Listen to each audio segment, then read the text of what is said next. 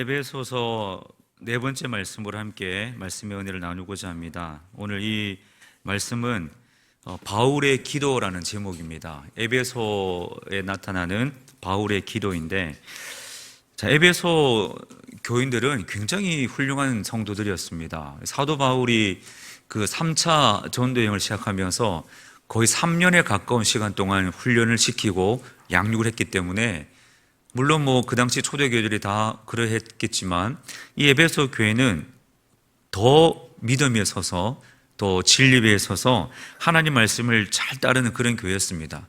물론 우리가 지난 주일 말씀이 우리 요한계시록 2장에서 7개 말씀 중에 에베소서 교회를 향한 말씀을 묵상했지 않습니까? 거기에 그때는 에베소 교회를 향하여서 책망할 것이다 이렇게 하시면서 네가 처음 사랑을 버렸다 이렇게 말씀하셨죠. 그런데 제가 설명을 드린 것처럼 이 요한계시록은 AD 90년경에 기록된 말씀이고, 이 에베소, 오늘 이 바울이 서신 에베소서는 이게 AD 50년, 60년 그쯤에 기록된 성경입니다. 그렇기 때문에 시간적인 차이가 있죠. 처음 에베소 교회가 세워졌을 때는 정말 믿음이 있고 사랑이 넘친 것이죠. 그래서 15절 오늘 본문 말씀에 보시면 바울이 이렇게 편지를 쓰지 않습니까? 이로 말미암아 주 예수 안에서 너희 믿음과 너희 모든 성도를 향한 사랑을 나도 들었다. 이 사랑이 있는 교회였죠. 믿음이 있고 사랑이 넘친 교회였죠.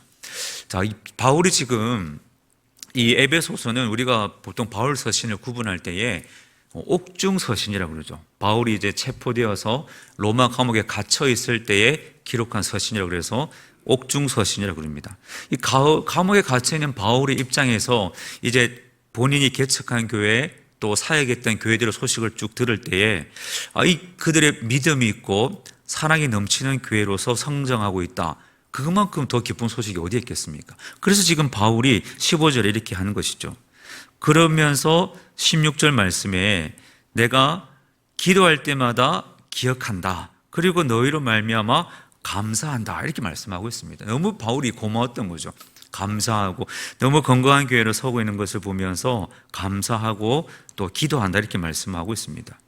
그래서 그 기도의 제목이 지금 바울의 기도 내용들이 이제 이후에 16절 이하의 말씀에 쭉 기록이 되어 있는데, 자, 바울이 에베소 교회 교인들을 향해서 어떤 제목으로 기도를 했는지, 그리고 그 기도가 오늘 우리에게 어떤 의미가 있는지 한번 그 내용들을 좀 준비해서 살펴보고자 합니다. 자, 바울이 첫 번째 기도 제목이 있습니다. 에베소 교인들 향한 첫 번째 기도 제목은 에베소 성도들에게 지혜와 계시의 영을 주옵소서 이렇게 말씀하고 기도하고 있죠. 지혜와 계시의 영을 주소서. 자, 여기 17, 이 영이라는 것이 나옵니다. 지혜와 계시의 영. 이 지혜와 계시의 영은 성령을 말하죠. 에베소 성도를 위해서 바울이 기도할 때에 성령의 임재, 성령의 도우심을 허락해 달라고 바울이 기도하고 있습니다. 그런데 이 지혜와 계시의 영이 임할 때에 우리가 누구를 알 수 있느냐? 17절 하반절 말씀해 보시면 하나님을 알게 하시고 이렇게 말씀하고 있죠. 결국 우리의 성도된 우리의 신앙의 목적은 누구를 아는 것입니까? 하나님을 아는 것이죠. 우리가 하나님 믿지 않습니까? 우리가 다 하나님을 믿습니다. 그런데 하나님을 아는 것이 중요하죠. 하나님을 믿는데 모르고 믿는다, 이것은 있을 수 없는 일이죠. 우리는 하나님을 믿는데 하나님을 아는 것이 중요합니다. 그런데 하나님을 알기 위해서는 어떻게 되느냐? 지혜와 계시의 영이 임해야 하는 것이죠. 그래서 바울이 이렇게 기도하는 겁니다. 우리가 하나님을 아는 것이 굉장히 중요합니다. 구약 성경에서 활동했던 그 선지자들이 많지 않습니까? 그 선지자들의 공통된 메시지 선포의 내용이 무엇이냐면 하나님을 알라라는 것이었습니다. 하나님을 알라. 그 중에 특별히 호세아 선지자, 이 북이스라엘이 멸망하기 직전에 활동했던 호세아 선지자는 하나님을 아는 지식에 대해서 굉장히 많이 선포했습니다. 호세아 4장 6절 말씀에 보면 내 백성이 지식이 없으므로 망하는도다 이렇게 말씀하고 선포했습니다. 하나님을 아는 지식이 없기 때문에 망한다는 거죠.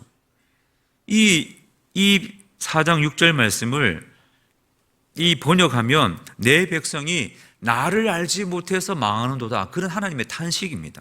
하나님을 아는 것이 그렇게 중요하죠. 그래서 결국 이 하나님을 아는 지식이 없을 때에 북이스라엘이 아수르에서 멸망당하지 않습니까? 남유다도 마찬가지입니다. 남쪽 유다도 북이스라엘 멸망 후에 왕조가 조금 더 이어지긴 하지만 결국 586년에 망하지 않습니까? 그 망하는 이유가 무엇인가요? 하나님을 모르기 때문입니다. 하나님을 진실로 아는 지식이 없었기 때문이죠. 그래서 호세아 6장 6절 말씀에 보면 나는 인애를 원하고 제사를 원하지 아니하며 번제보다 하나님을 아는 것을 원한다. 나는 나를 아는 것을 원한다라고 선포하고 있는 것입니다. 그렇기 때문에 이렇게 하나님 아는 것이 중요하기 때문에 오늘 바울 사도도 에베소 성도들을 향하여서 너희들이 하나님 정말 잘 알았으면 좋겠다, 그렇게 기도하는 것이죠. 그런데 여러분, 안다는 것이 무엇입니까? 안다, 나는 무엇을 안다라고 했을 때 그 안다라는 말의 의미는 무엇인가요? 그냥 지식적으로 아는 것을 의미하지 않습니다. 여기 안다는 것은 관계를 통해서, 체험을 통해서 아는 것을 가리키는 단어죠. 우리가 지식적으로 알 수 있죠. 나는 이것은 난 누구에 대해서 안다, 난 누구를 안다고 했을 때 그 안다라고 표현할 수 있죠. 대통령을 안다, 그렇게 말할 수 있지 않습니까? 그런데 그것이 진짜 아는 것입니까? 그렇지 않습니다.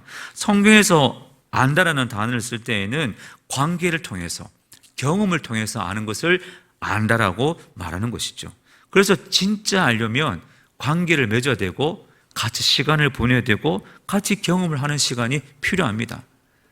그래야 진짜 아는 것이 되는 것이죠. 그 알면 서로에게 영향을 주고받는 것이죠. 저와 여러분도 각자 우리가 서로를 안다라고 말하지 않습니까? 일단 이름을 알죠. 얼굴을 압니다. 외모를 압니다. 그런데 그 알미 더 깊어지기 위해서는 어떻게 됩니까? 같이 시간을 보내고 관계를 맺고 같이 공유된 경험이 있어야 되고 그런 것을 통해서 더 깊이 알아가는 것이죠. 성도 사이도 마찬가지입니다. 하나님은 그런 의미로 하나님을 알라라고 말씀하고 있습니다. 그런데 그 알미 어떻게 시작되느냐? 우리 편에서 그 알을, 그 관계를, 그 경험을 시작할 수 있습니까? 그렇지 않습니다. 우리는 그런 능력이 없죠. 누가 그 관계를 시작하셔야 됩니까? 하나님이죠.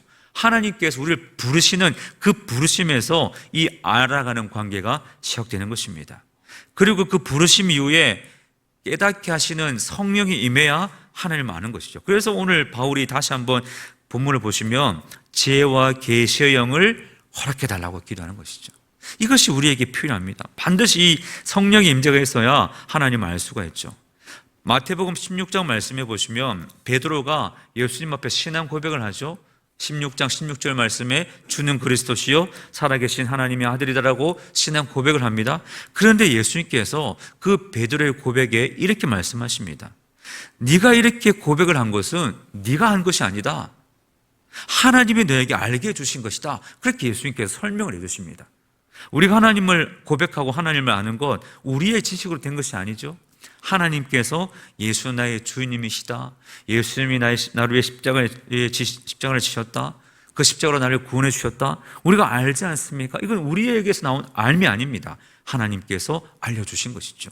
성령이 임하셔서 지혜와 계시의 영이 임하셔서 알게 된 그런 결과를 우리가 고백하는 것입니다.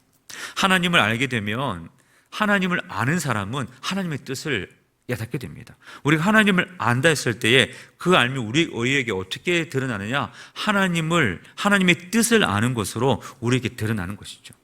우리가 하나님을 알게 되면 하나님을 뜻을 깨달을 수가 있습니다. 하나님이 무엇을 하시려는지, 하나님이 나에게 무엇을 하시려는지 알게 됩니다.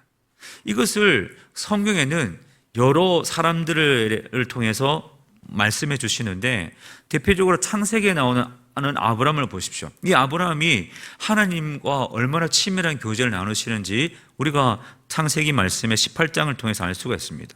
하나님은 소돔과 고모라를 멸망시키려는 계획을 세우셨죠. 그런데 이것을 누구에게 알려주십니까? 아브라함에게 알려주십니다. 창세기 18장 17절 말씀해 보시면 하나님께서 이렇게 말씀하십니다. 내가 하려는 것을 아브라함에게 숨기겠느냐? 이렇게 말씀하십니다. 저는 이 표현이 너무 놀랍습니다. 아니, 하나님께서 굳이 아브라함에게 하실 일을 알려줄 필요가 있습니까? 하나님 뜻대로 하시면 되죠. 그런데 하나님 이렇게 말씀하십니다. 다시 들어보십시오. 내가 하려는 것을 아브라함에게 숨기겠느냐? 내가 아브라함에게 알려줘야지. 내가 이 소돔과 고모라에 대한 계획 내가 아브라함에 알려줘야지, 그렇게 말씀하시는 것을 성경에서 볼 수가 있습니다.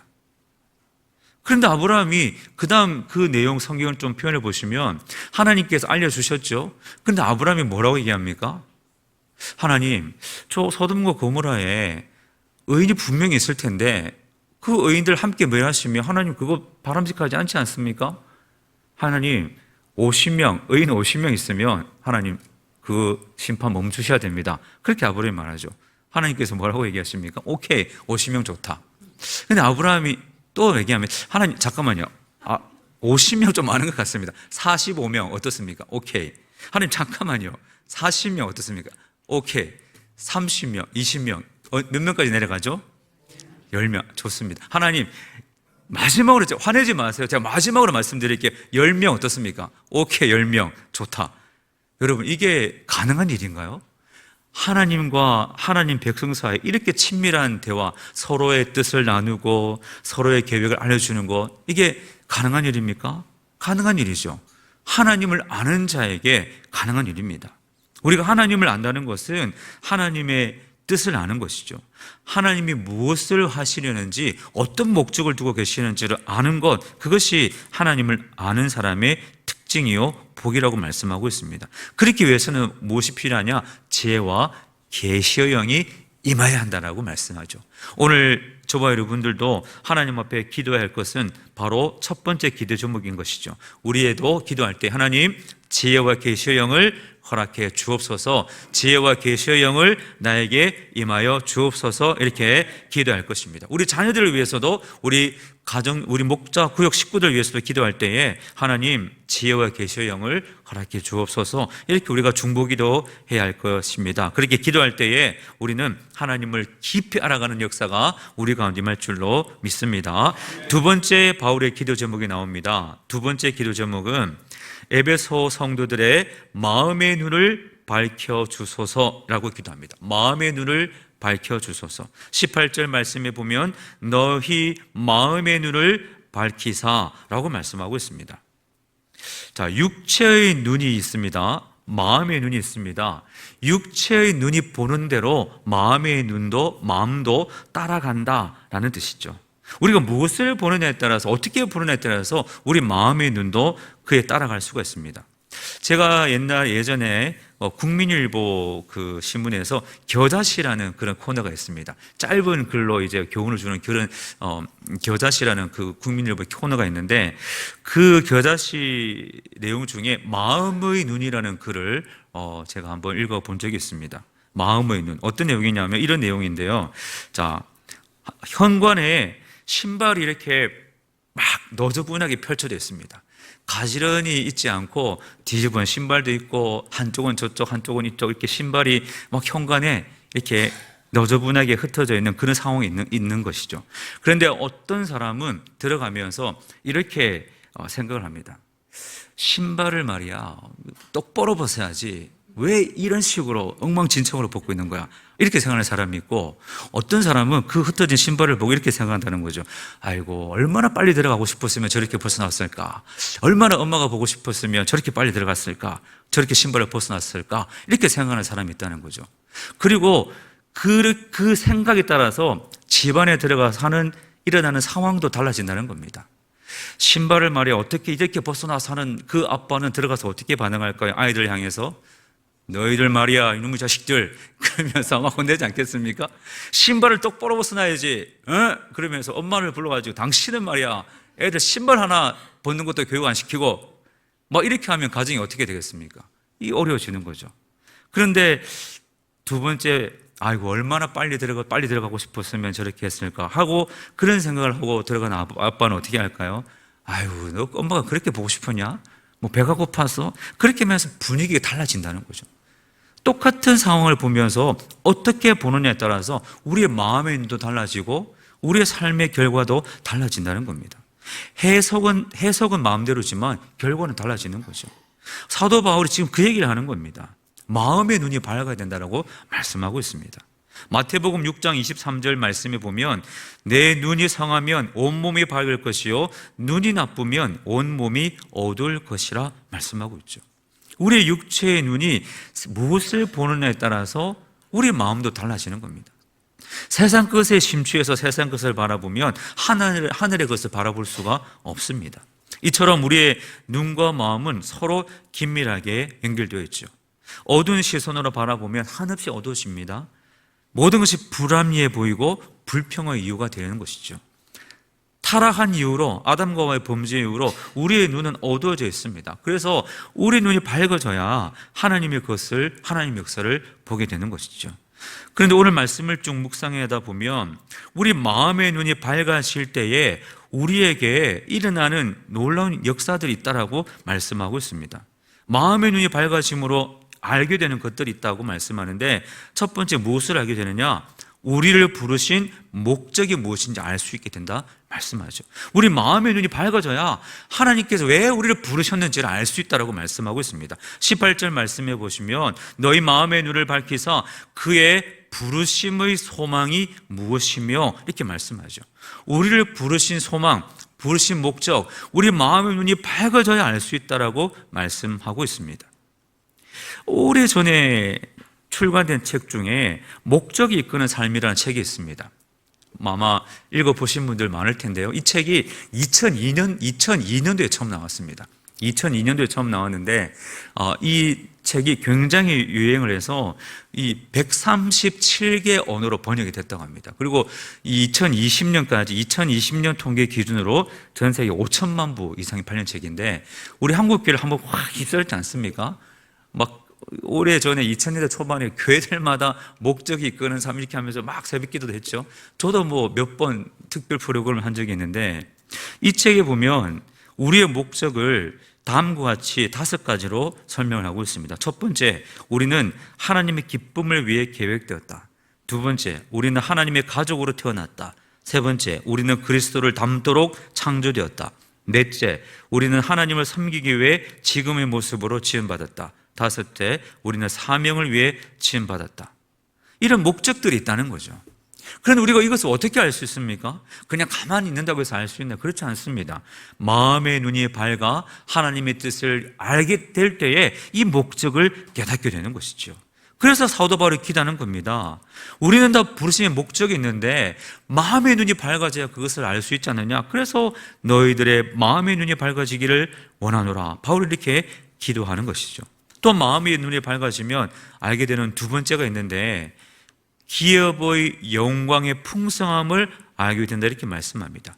18절 말씀을 보십시오. 너희 마음의 눈을 밝히사 그 기업의 영광의 풍성함이 무엇이며 이렇게 말씀하죠. 우리 마음의 눈이 밝아져야 기업의 영광의 풍성함을 알 수 있다. 이게 기업이라는 것이 나오는데, 기업이라는 것은 유산, 상속, 재산을 가리킵니다.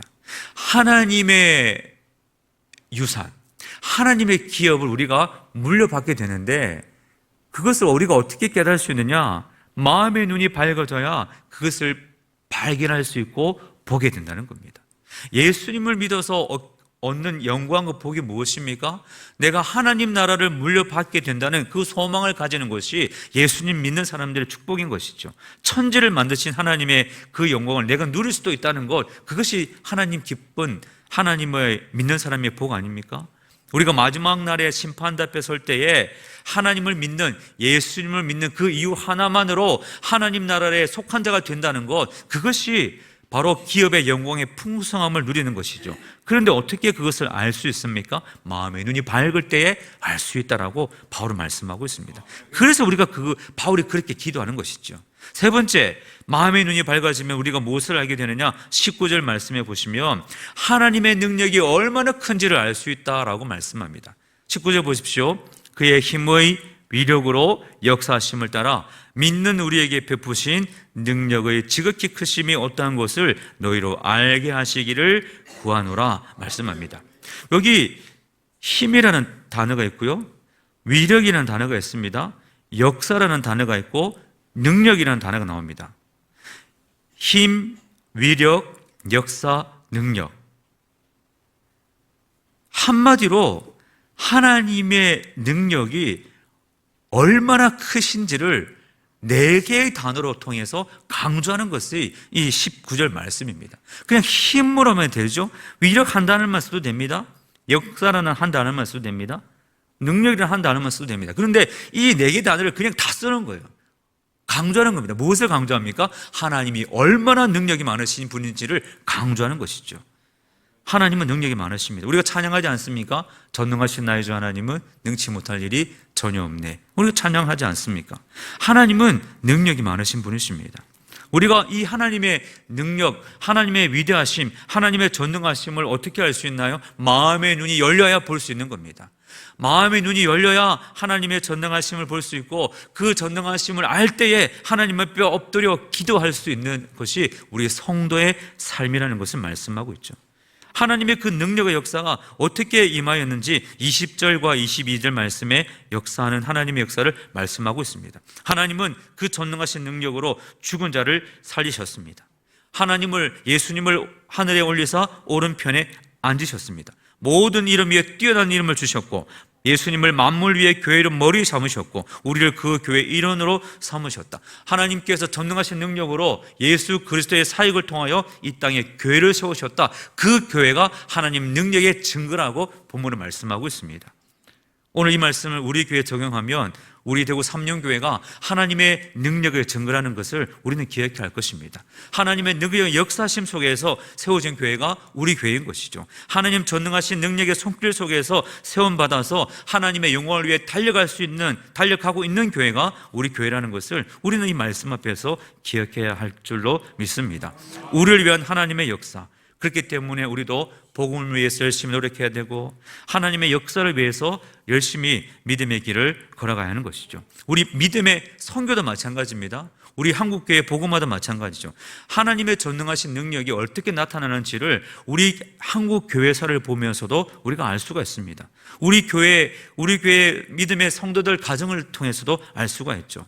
여러분, 정말 배우지도 못했고 많은 지식이 없는 한 여성을 하나님께서 택하여 부르셨습니다.